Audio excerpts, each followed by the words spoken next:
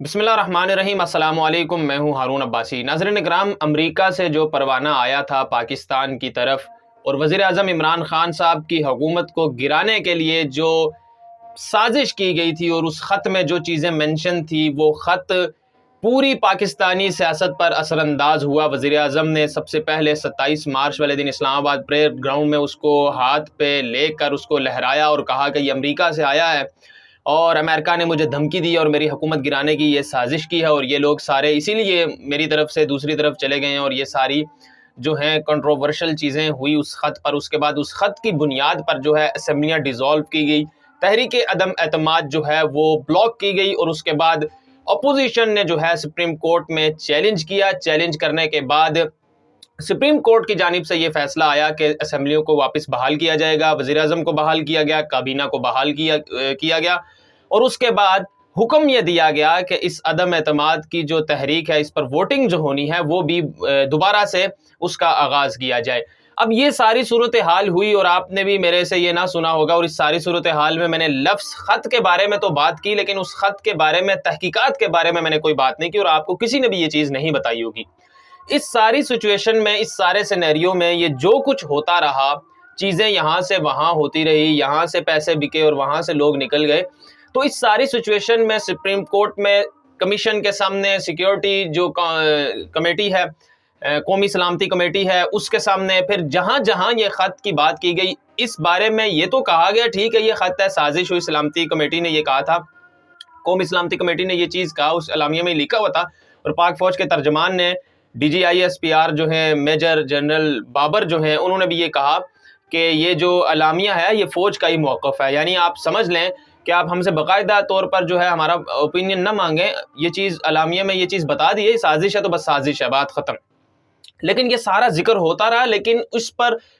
پر تحقیقات کا ذکر کبھی بھی نہیں ہوا۔ سپریم کورٹ نے بھی جو ججمنٹ دی اور قاسم سوری نے جو رولنگ دی تھی، دونوں نے یہی کیا کہ اس پر تحقیقات کی کوئی رپورٹ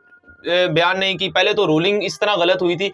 کہ رولنگ تو ہو گئی چلے، لیکن رولنگ پر یہ ہونا چاہیے تھا کہ آپ کے پاس کوئی تحقیقاتی کمیشن کی کوئی رپورٹ ہوتی، اس بنا پر آپ یہ چیزیں کر سکتے تھے، اور اگر اس بنا پر اگر یہ چیزیں ہوتی تو بہت ساری گیم جو ہے وہ حکومت کی جانب جو ہے وہ اس طرف ہوتی اور چیزیں اتنی ڈسٹرب نہ ہوتی۔ لیکن جو ہے کافی انتظار کرنے کے بعد جو ہے آج حکومت نے جو ہے ایک کمیشن بنانے کی تشکیل دی، اور اس کا جو سربراہ لگانا تھا وہ تھا لیفٹیننٹ جنرل طارق خان جو ہیں، ریٹائرڈ ہیں، ان کو کہا گیا کہ آپ اس کمیشن کے سربراہ لگ جائیں۔ اب یہ ساری چیزیں اتنی دیر سے کیوں ہوئی یہ بھی میں آپ کو سامنے بتاؤں گا، اور جو کمیشن بنایا گیا اور اس کا کیا جواب تھا، اور طارق خان نے جو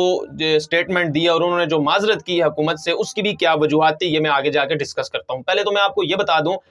کہ یہ ساری سچویشن جو ہے 7 مارچ کو خط آ چکا تھا، پرائم منسٹر نے دیکھ لیا تھا، پرائم منسٹر نے ڈسکس بھی کر لیا تھا جو ہے اکثری قیادت سے۔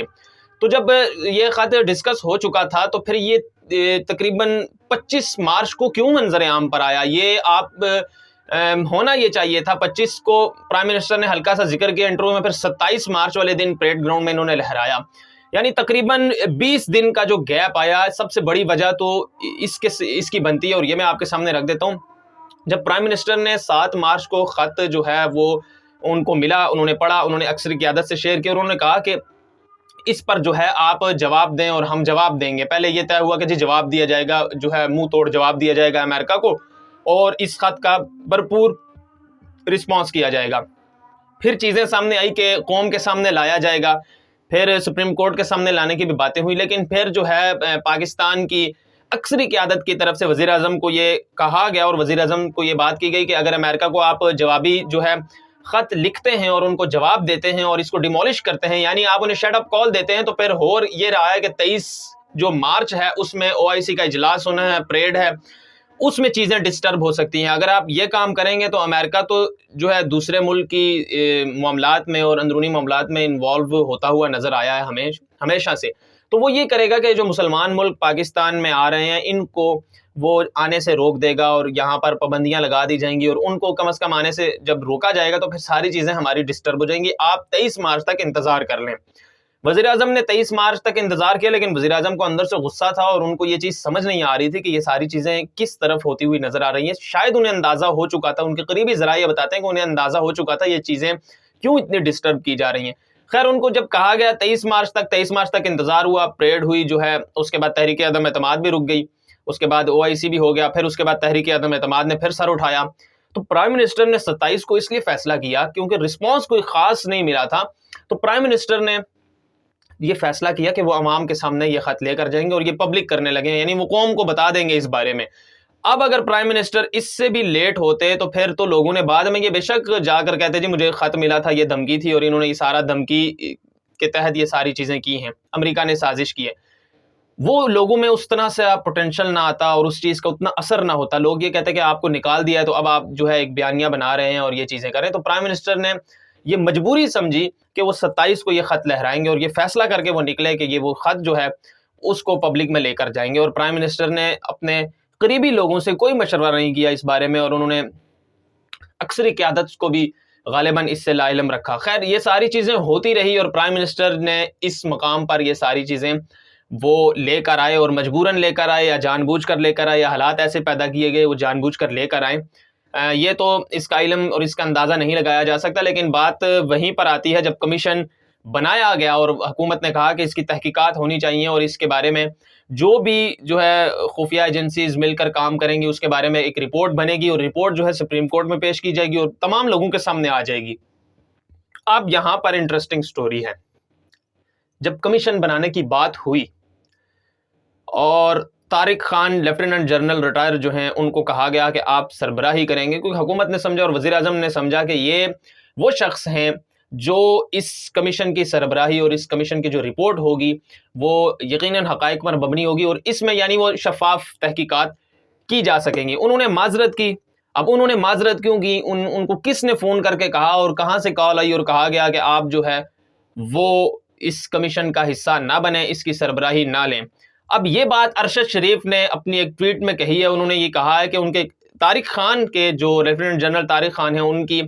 قریبی ذرائع یہ کہتے ہیں کہ انہیں ایک فون آیا اور فون میں انہوں نے یہ کہا کہ آپ اس کمیشن کا اس میں حصہ نہ لیں اور اس کی سربراہی کرنے سے حکومت سے معذرت کر لیں. دیکھتے ہی دیکھتے ابھی اناؤنس ہوا تھا، تھوڑی دیر بعد انہوں نے حکومت کو کہا کہ بھئی میں معذرت کرتا ہوں، میں اس کمیشن کی سربراہی لینے سے انکار کر رہا ہوں. اب ارشد شریف نے یہ خبر بریک کی. اب سوال یہاں پر یہ پیدا ہوتا ہے کہ اب اس کے پیچھے جانا چاہیے حکومت کو اور طارق خان کے جو قریبی ذرائع ہیں جنہوں نے یہ چیز کنفرم کی ہے کہ آپ کو کس نے فون کیا. یعنی اس طرح کی چیزیں تو میں آپ کے سامنے ڈسکس کروں. پاکستان کے متعلقہ ادارے جو اور پاکستان کی حکومتیں ان چیزوں کے پیچھے نہیں جاتی اور پاکستان کی یہ تاریخ رہی ہے، اتنی زیادہ چیزیں کرودری نہیں جاتی. یہ بہت بڑی بات ہے کہ خبر سامنے آ گئی اور چیزیں پتہ چل گئی، بس اس سے زیادہ کچھ ہوتا نہیں ہے. ہونا تو یہ چاہیے کہ پتہ کرنا چاہیے کس نے فون کیا،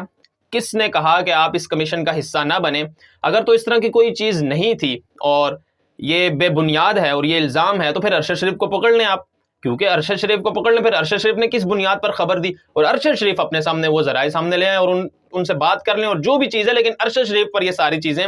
آتی ہیں کہ انہوں نے کس طرح سے یہ خبر بریک کی. خیر یہ ساری چیزیں پاکستان میں پہلے بھی ہوتی رہی ہیں، آنے والے دنوں میں بہت زیادہ ہوتی ہوئی نظر آئیں گی آپ کو، اور حالیہ دنوں میں بھی اس کی کچھ کڑیاں آپ کے سامنے شو ہو رہی ہوں گی. مجھے اجازت دیجیے گا، چینل پر اگر نئے ہیں تو چینل کو بھی سبسکرائب کر لیں تاکہ اسی طرح مکمل ایمانداری کے ساتھ ایکسکلوزیو ڈیٹیل اور ریسرچ بیس کنٹینٹ میں آپ کی خدمت میں پیش کر سکوں. اللہ حافظ.